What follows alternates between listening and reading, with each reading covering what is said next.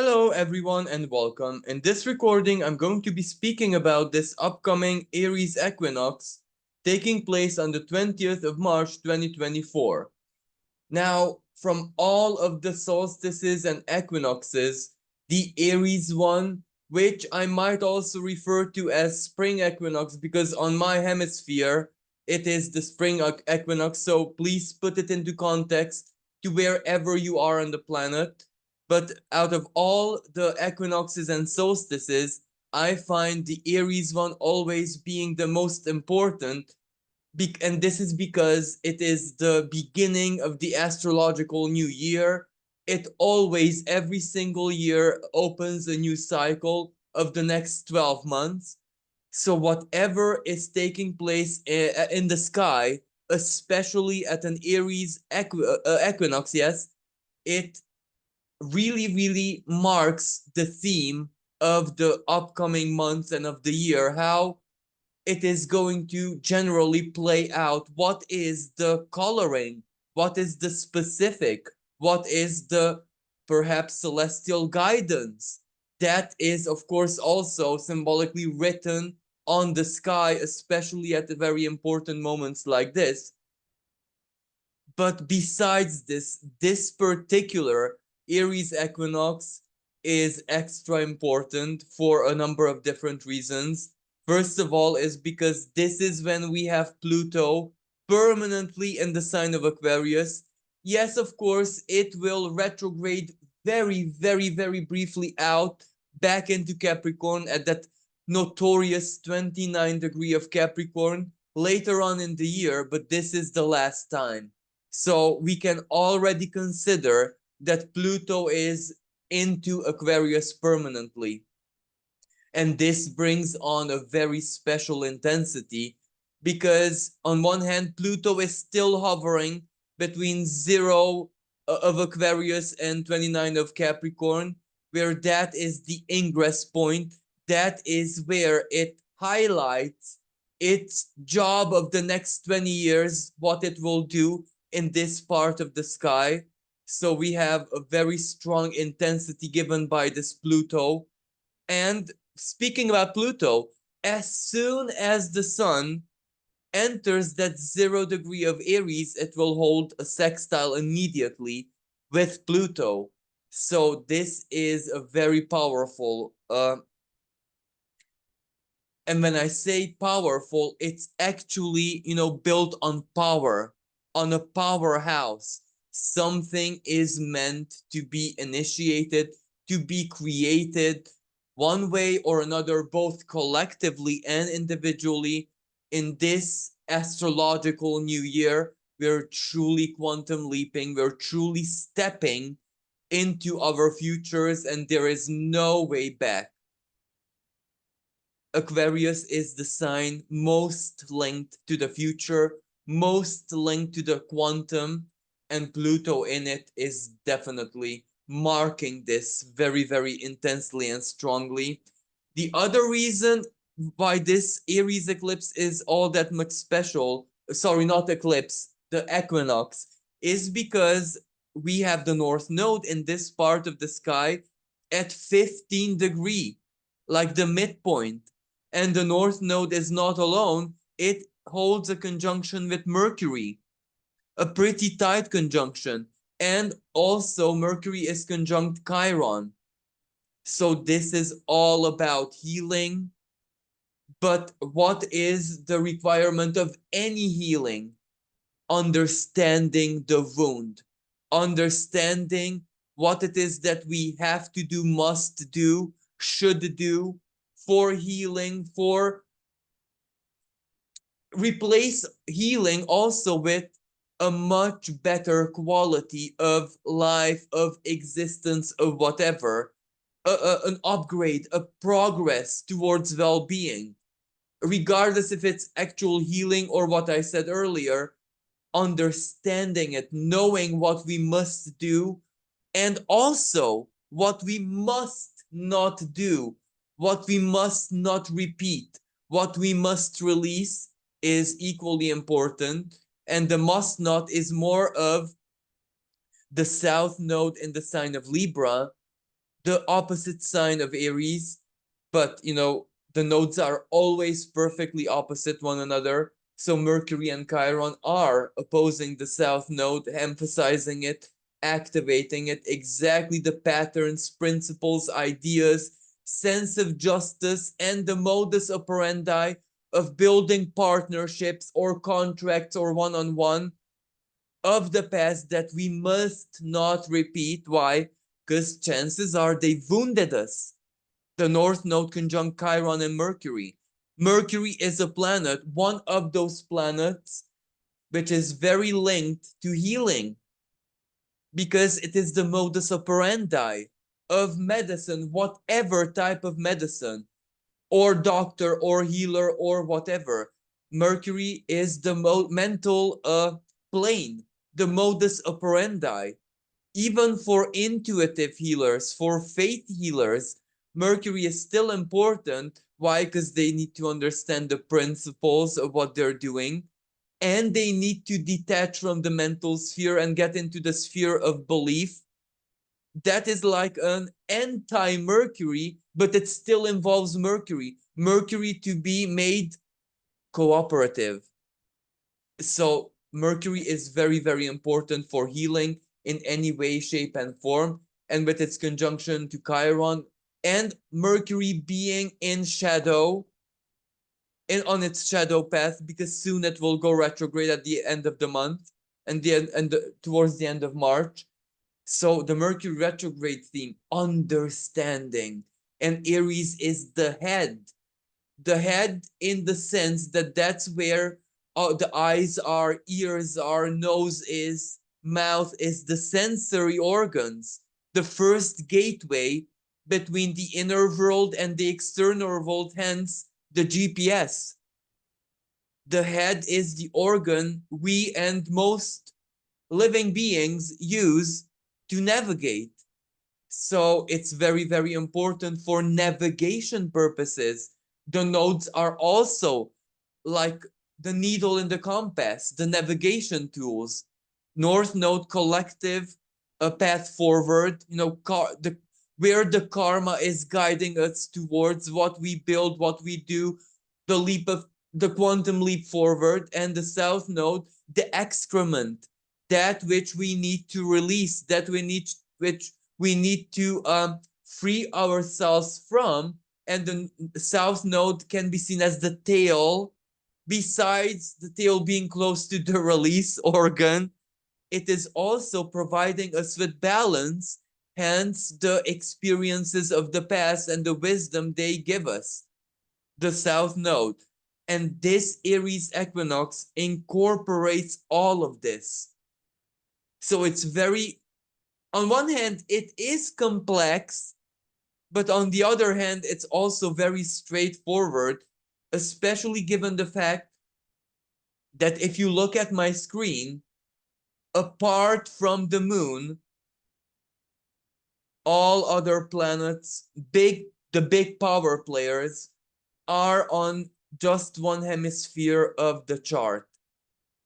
So it really, really emphasizes a few areas of our lives. You see, everything is on this hemisphere here.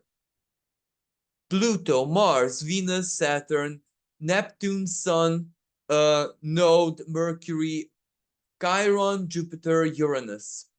And the moon is in the sign of Libra, which means that at the time of the equinox, it is already starting a trine with the sun. Moon being in the sign of Leo. So if Aries is the head, then the moon in Leo, we are also consulting the heart. We're also consulting our creational center. We're also consulting our passions. So this is like setting the course for the future, where this course is going to be locked in. Now, the other thing is that this new beginning, right, Aries, the sign of the first breath, anything's gateway into the physical plane, into the world, Aries. the sun holds an outer sign conjunction with Neptune. Neptune in the sign of Pisces is very strong. It rules this part of the sky. Pisces is all about the past, closures, terminations, finalities. So this outer sign conjunction, to me personally, speaks about the fact that whatever new beginning we are pushed towards in the next cycle, maybe the next 3 months, because this equinox is also the opener of the season of the next season in my hemisphere, spring. But at the same time, it's not just the season, because it's the astrological new year, the very first sign of the zodiac. It's also the next 12 months. So this is where whatever new beginning, new initiative, new appears in our life, or a fight, or a struggle, or a moment of bravery, courage, as I said, strong initiation energy for us to do something, get somewhere, make progress, build, etc., etc. So this energy of new or doing it is also mixed together with the past, especially the distant past, or the past seen as a big picture, especially karmically charged Pisces and Neptune. So we are also getting very powerful endings, terminations, completions, and us integrating things permanently. Emotions, whatever happened, how we feel about the past, what we think about the past, how we perceive it, a relationship, our childhood, whatever, or even for some people, it goes as deep as far as previous lives. But this is Neptune in the sign of Pisces, Neptune himself getting anoretic. So it's on full blast. The Neptunian energy is definitely there. And another thing that this Neptune does, it gives the dream.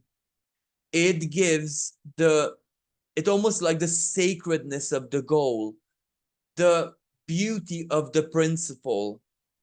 Because whatever we are doing under this Aries energy and the North Node in it, well, it has to be built on something, a principle, a goal, a dream, a desire, a need. And this Neptune makes us dream about it, sanctify it, purify it, bring in as much divine energy, divine help, divine co-creation as we possibly can. Now, of course, for certain people, this is a bit illusionary because Neptune is also the illusion.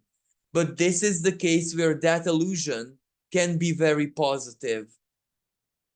Maybe we are guided by an illusion, a fata morgana, so to speak, a mirage, let's say. But if that mirage is leading us somewhere fated, somewhere where we are meant to be, where we are meant to connect, or which, let's say, a version of reality, which is the safest and most useful for us at the time being, well, then that mirage, that illusion is actually sacred. Like, let me give you an example. You have this intuitive notch or dream or whatever to go to a certain shop because something happens there. Either an item awaits you or a bargain, or you have something there. It's just calling you. Neptune, very much so. And it's also like a dream, like an allure, like a fata morgana, because you have the feeling but you do not know what it is. And you go to the shop and you look around and you might, notice that, well, there's nothing that all that much unusual there. whatever deals are on, they're not like fantastic to you, or I don't know what kind of item that you've been looking for years, well, it's not there. However, you meet someone in the shop, an old acquaintance whose number you lost and you really wanted to reconnect with that person, or someone new, or a fated meeting takes place at that shop. You see how the Fata Morgana led to something fated, not what you thought, but fate played out. The same way, there is the sacred illusion. It does, like, let me give you another example, which might be much, much, much more in tune with what we're living in the present. Let's say you get a wild dream that you need to be at a certain place because you get some galactic download to be at a certain location at a certain moment, at a certain time, let's say. Now, that is unusual, and that can play out very well as nothing happening in physical reality. Yet you still follow on this mirage, this Fata Morgana, etc., etc., and you go to the certain place, and you go to the at a certain moment, and maybe there's not really the extraterrestrial ship awaiting you there for the contact, but you find a wounded or stray animal and you adopt it. You see, this is where,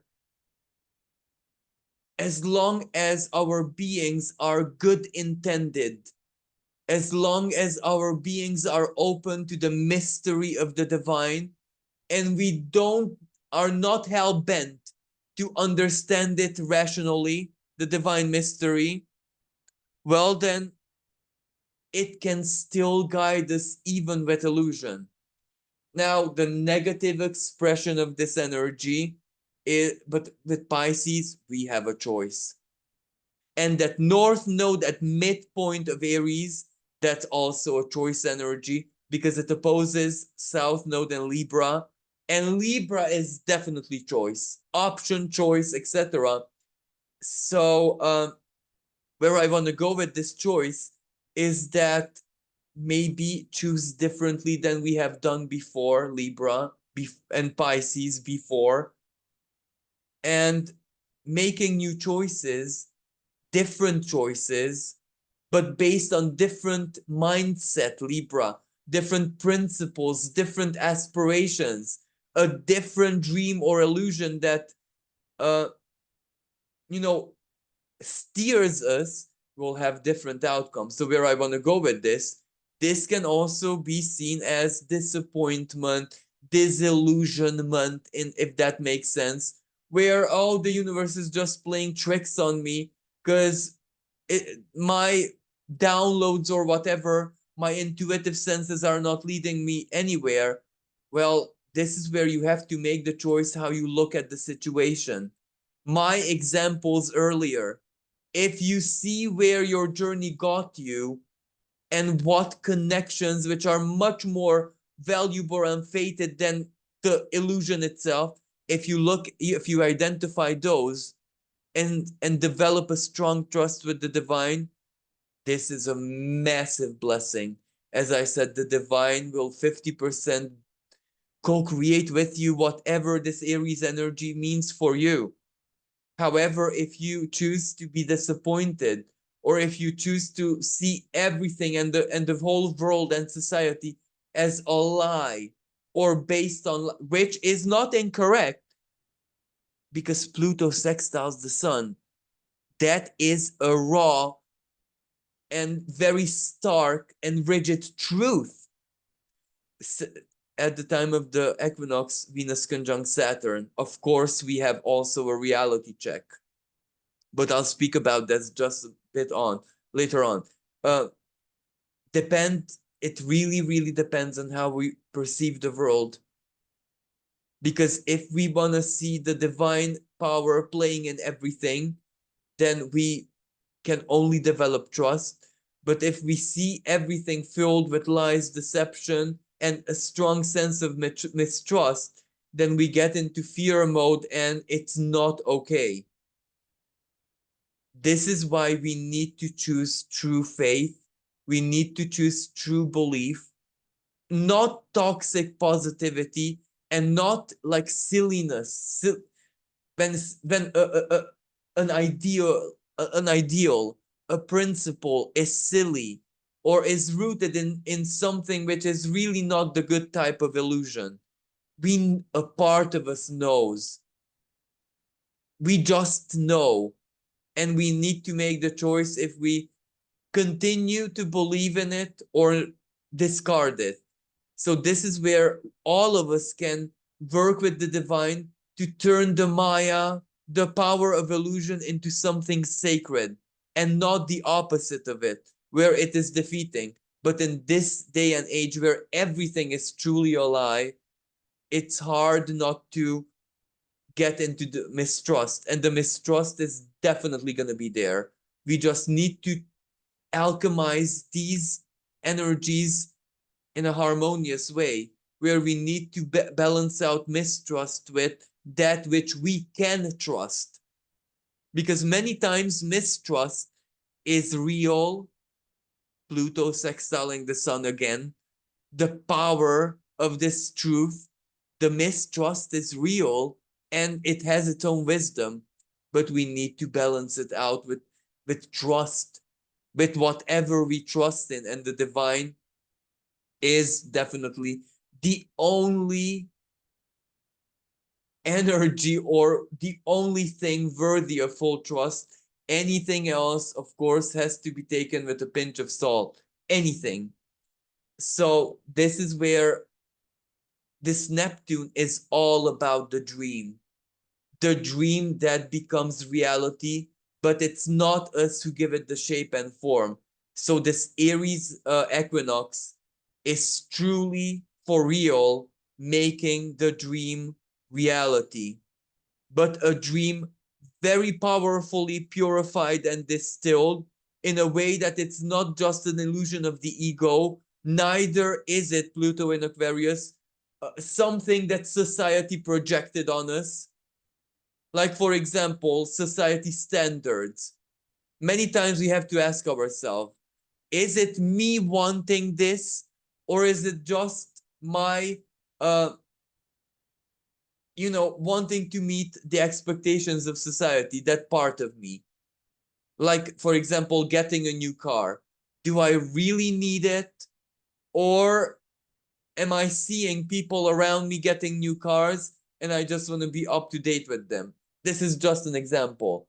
So this is why the purification, the alchemical distillery is so important, because we need to distill the dream to its core, to its sacredness. And then that way, it's not just our dream, it is the divine's dream equally. And whatever the divine dreams, it makes it real. So that gives us the guarantee and the trust. Another energy which I find very interesting, and it will definitely mark this Aries equinox, is that Jupiter and Uranus are getting very, very close to one another, preparing for their conjunction that will perfect on the 20th of April. Yet it is already an operational conjunction, because it's only 5 actually degree orb between them. So this is starting the quantum nature of everything.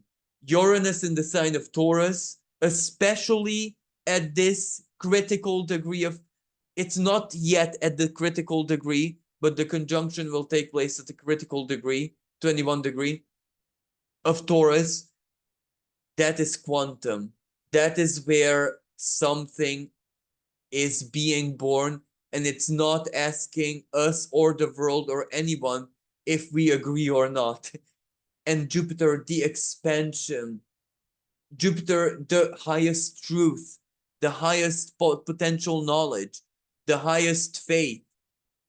So when potential and possibility Uranus meet faith, that's like the Schrodinger's cat. What you perceive, what you want to perceive, is going to be real before your eyes in a quantum way, in a chaotic way, in an uncontrollable way.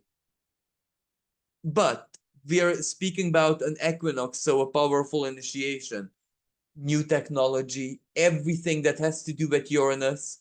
Why? Because Jupiter amplifies it. Cry out for justice, rebellion, revolution. All of these are going to be part of this next astrological year, the next 12 months. Very much so. Because, you know, Uranus is the ruler of Aquarius. Aquarius in itself is greatly empowered by Pluto, also its shadow side. So the battles, the under visualize Aquarius as, you know, a lightning bolt. And the lightning bolt is created by different charges between the earth and clouds or whatever. That will cause a discharge. And that discharge basically is the force of change. The wind, Uranus is god of wind, right? So the winds of change, like that Scorpion song, are definitely here. And this Aries equinox starts it. And also, very soon on the 8th of April, we have a total solar eclipse in the sign of Aries. So every other major astrological conversation of the spring is lining up with the theme of this Aries equinox very powerfully. So we are really, really up for a bumpy, but perhaps very important ride, jump, leap forward in so very many ways collectively, but individually as well. This is going to be a very, very powerful karmic year, not just in the sense of certain big endings, but also fated new beginnings. And these are not the, you know, how should I even say, the miraculous and enchanting and wonderful type of new beginnings in a feeling wise. Chances are they are chaotic and they do bring with them some kind of crisis. So they're not that type of fantasy where I walked into Wonderland. This is where there is tension, there is crisis, there is an inner or outer struggle, a fight. But when I say fight, it is like the fight where Hercules had to overcome the challenges, the tasks given to him by the gods. This is where all of us in this context are Hercules. We are fighting not with fear, and understand fight symbolically, although on the world stage it's sadly not symbolic at all, it's literal. But understand fight, you know, as the courageous, divine almost fight, like an exam where you can do it and you want to do it, and defeat is not even considered because you're fighting to succeed, not to be defeated. So it's really, really, but understand all of this symbolically. Where is this in your life? Which area of life? Is this something very, very personal, like first house? Is it something about your values that you need to bring out in a more authentic way than ever? Second house. Is it some kind of plan, understanding, learning, speculation even? Third house. Is it something that has to do with your roots, where you think and feel and, I don't know, where you belong? Or your home, your house? Or is this some kind of real estate transaction that is going to go on in your life? Fourth house. Is it something to do with passion, falling in love, childbirth, a risk, but not a foolish risk, a very important risk or a leap of faith that you want to take? Fifth house, is it something to do with your physical body healing, modus vivendi, and your routines in your life, or your service, your work? The sixth house, is it partnerships, contracts? Seventh house, the other, what other people mirror back at you, for example. Is this something to do with shared resources, the financial goods, or the income that you receive from various activities, shared contracts, agreements, but the result of them? Eighth house, or is this inheritance? Is this your own healing journey to purge out something from your life, from your soul, a trauma, something heavy? Or is this sexual healing? Eighth house again. Is this something to do with your faith, your religion, your view and vision and understanding about justice and what justice is? Or is it your connection with a foreign country or international? Sagittarius, long distance travel, maybe even long distance relationship, or your higher knowledge, studies. Is it something to do with your soul path or career, or your relation with the world exteriorly? 10th house. Is it a hope and dream, or your social connections, friends, or any kind of principle that you want to make your own and be part of? 11th house. Or is this something very karmic, very that has to do with the unconscious, with the soul, with magic, with mystery, or some kind of hidden conflict, hidden enemies? 12th house. So depending on where this falls in your life, it will influence you very, very much, but it is still like a fight. It is still like a competition. When I say competition, not competing with others, but the Herculean way, where you compete for the gods, for the highest principle. So this is very, very, very important.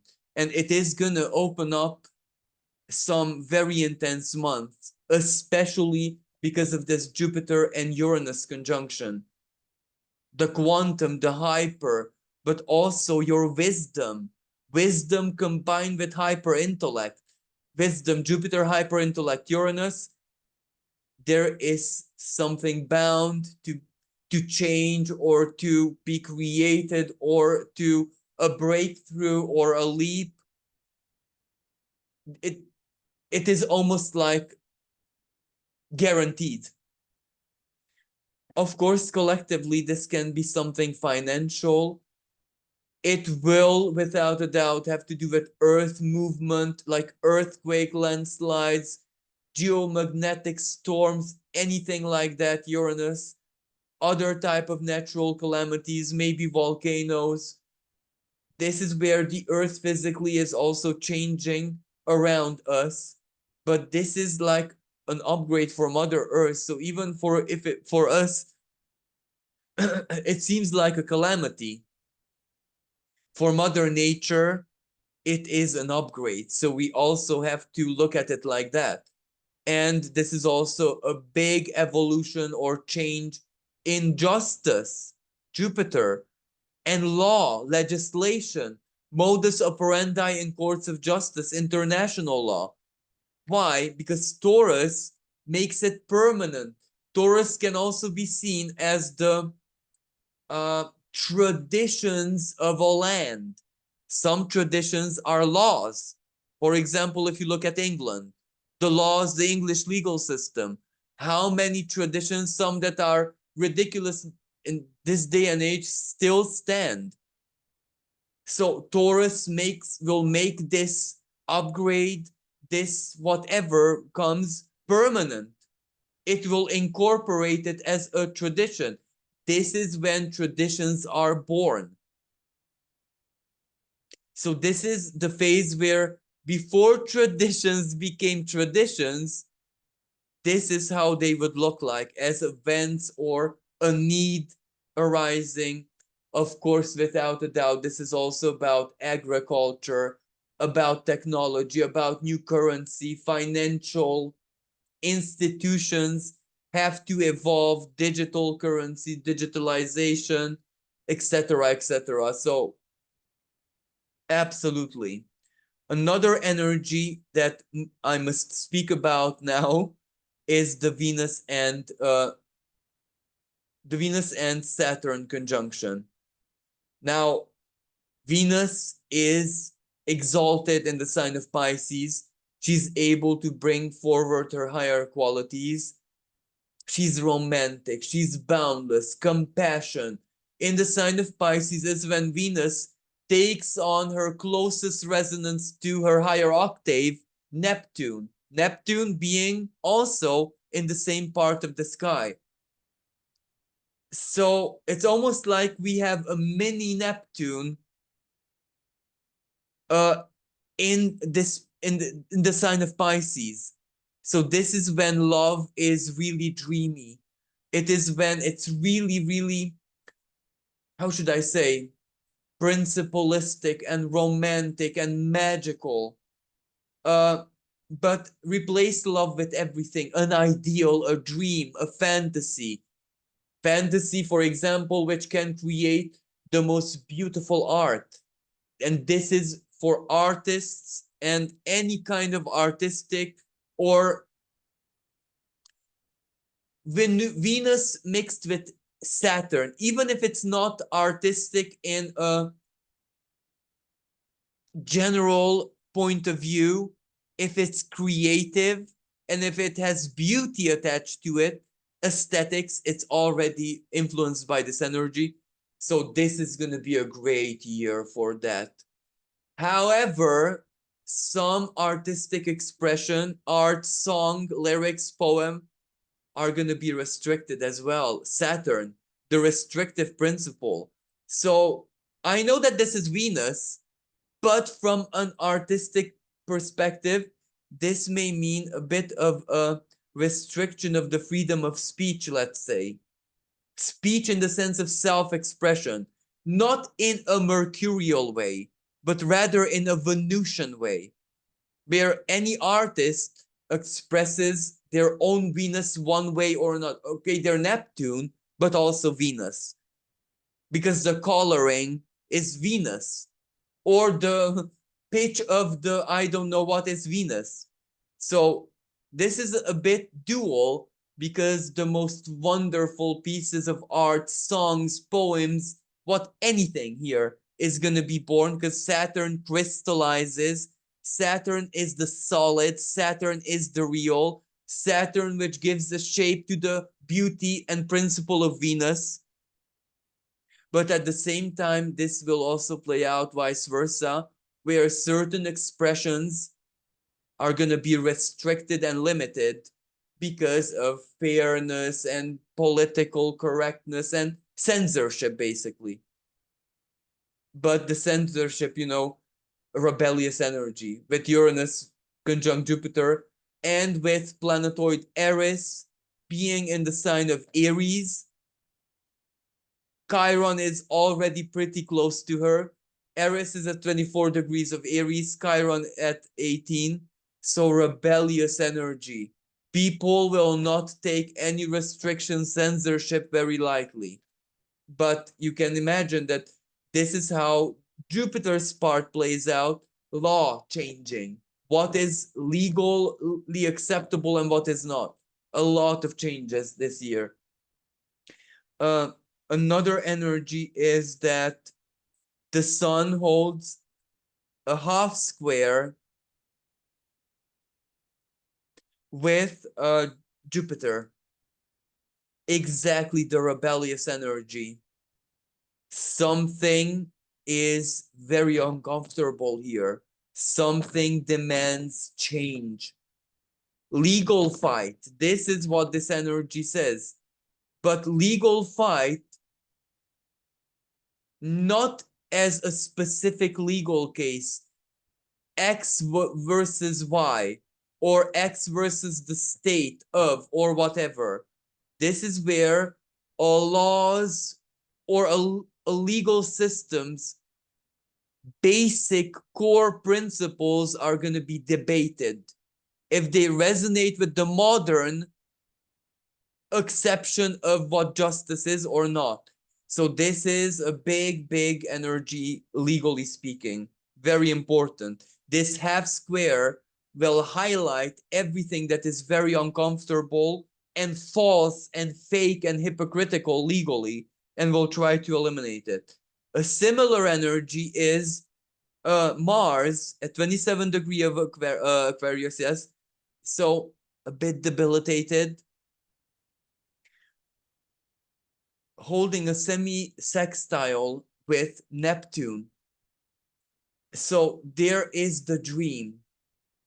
Neptune, outer sun conjunction with the sun. The dream, the magic, the faith, the inner empowerment.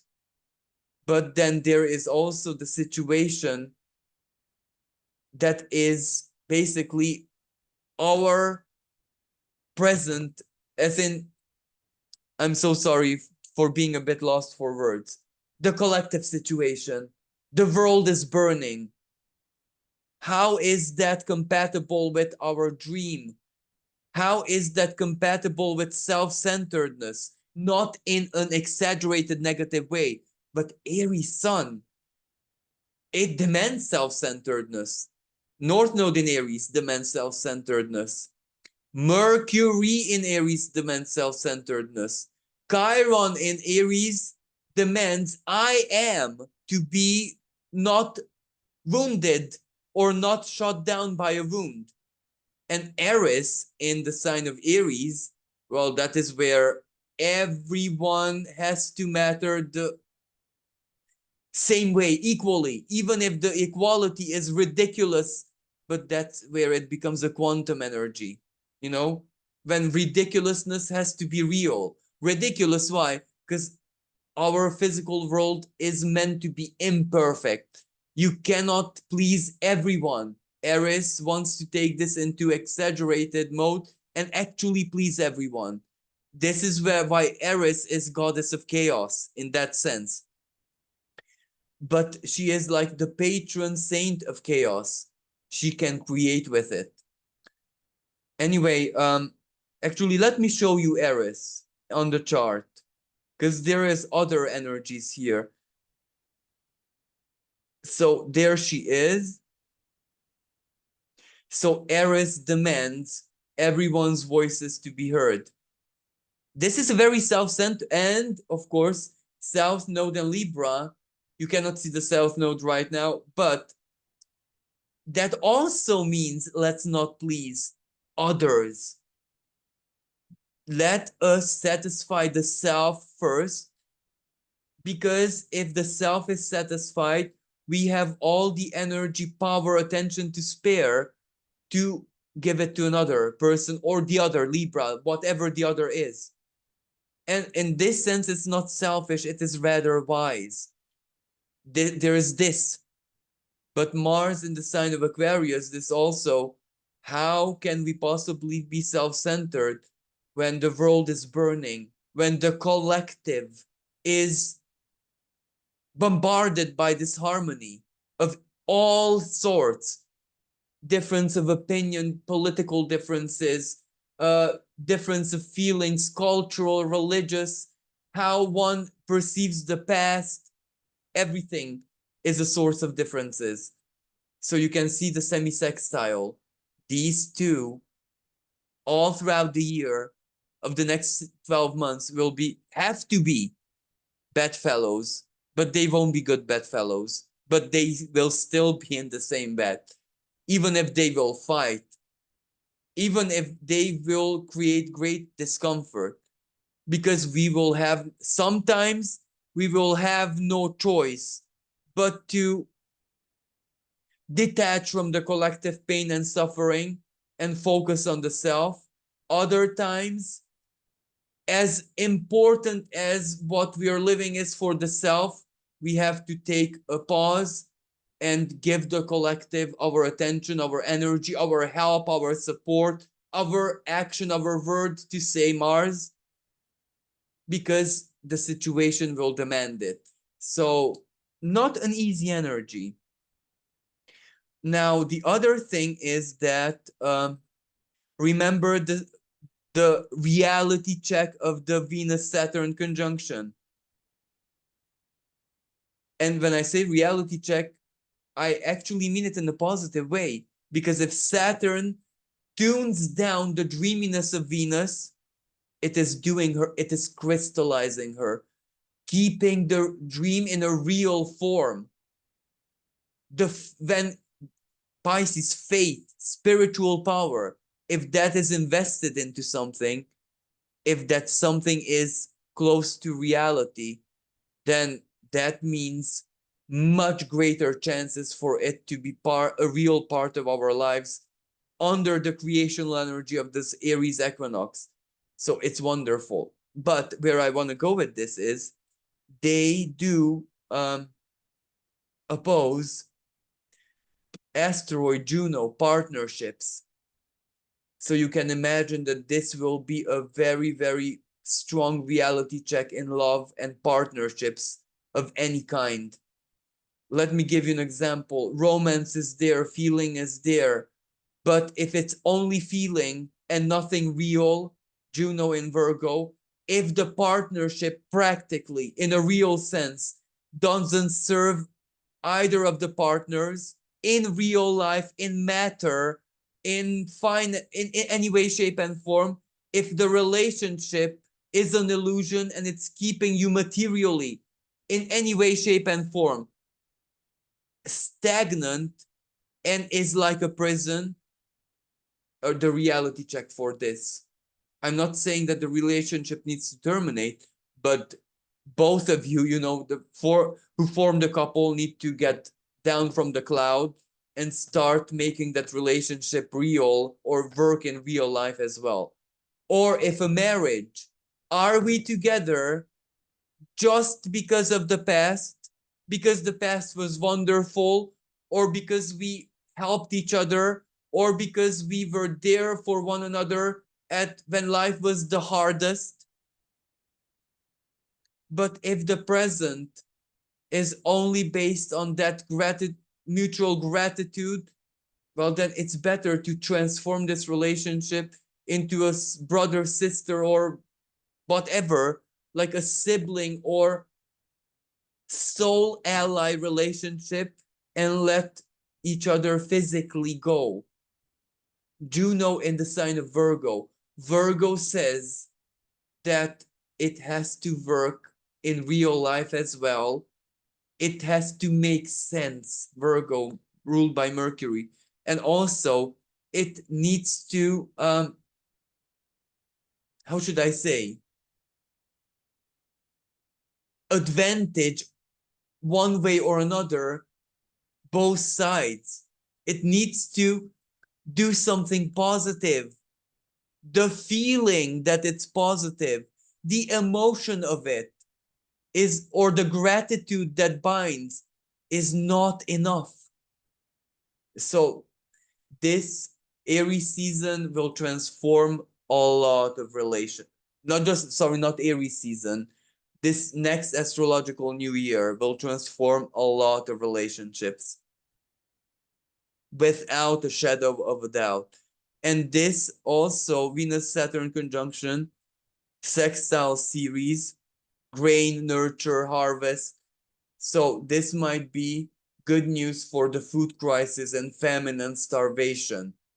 Someone meaning Capricorn, organization, country, government, etc., etc., group of people, organized group of people will find a solution or do something in the name of compassion. But Venus conjunct Saturn, compassion has to be real. It must not be the road to hell. Sorry. The road to hell is paved with good intention. It must not be that case. Compassion has to be like really helpful, or to do real good, not just imaginary ones. So no lies, no deception, you know. Venus conjunct Saturn. Charities are not going to be supported with money, because that money, people know that that money goes to the workers, really. Anyway, so this energy will also profoundly reorganize how charities will function in an administrative way. Now, another interesting energy that I would like to show you is, this is fictional astrology, where these planets are not real. They don't exist in physical reality. Um, these are just, as I said, fictional energies, but very influential in my personal subjective opinion. One of this energy is White Moon Selena. You know, Black Moon Lilith, the primal, the raw, many times the shadowy energy of our emotions, of our instincts, the darker side of the soul. White Moon Selena is the opposite, the higher part of the soul, that which is aligned to spirit, the greater good intent, the benevolence, you know, just like the moonlight, shedding light and truth onto everything. And in the darkest of the night, it is the moonlight which guides the wanderer, but the thief alike. You know what I mean? So White Moon Selena is like our moon, our moons, you know, our souls, our emotional world's highest octave. It is like the moon in tarot, and it is, you know, sandwiched almost at the midpoint between Jupiter and Uranus. So whatever this quantum leap, this upgrade is, it is very powerfully orchestrated and steered by the highest parts of the soul, not the lower, like the darkness of the unconscious, but the higher, the moon within our unconscious. You know what I mean? Almost like when there's a full moon and it reflects in the waters of a still sea or ocean. Now, if we look at this in a non physical or a non real life way, the mirror image of the sky illuminated by the full moon means that the sky actually touched the earth, because it's the mirror image. It's almost like the sky became part of the ocean. So this is how I see this symbolism. The highest expression of our soul can be, or that is where we are going. That is where the GPS, even if we don't understand it rationally, Mercury and shadow, we will figure it out when Mercury goes retrograde towards the end of the month. And the other energy is that the moon is conjunct Vulcanus in Leo, volcanic eruption, and it trines the sun. So this is like a fire trine. This is like a volcanic activity, but this volcano can be within our hearts. When something that we love, when love, passion, courage, the high nobility of the heart, the inner child bursts out in power. It achieves something. It goes to get something. This is like a divine fervor. It's really, really, really good energy. And last but not least, what I want to mention, this Aries equinox is extra special because just a few days after, on the 25th, 24th, 25th, we have the penumbral partial lunar eclipse in the sign of Libra. That has a lot to do with the Aries sun as well, because it is the Aries sun illuminating it. It will be at 5 degrees of Libra. So very close to the nodes, especially that south node and the moon close to that south node in Libra. Relationships, targeting relationships.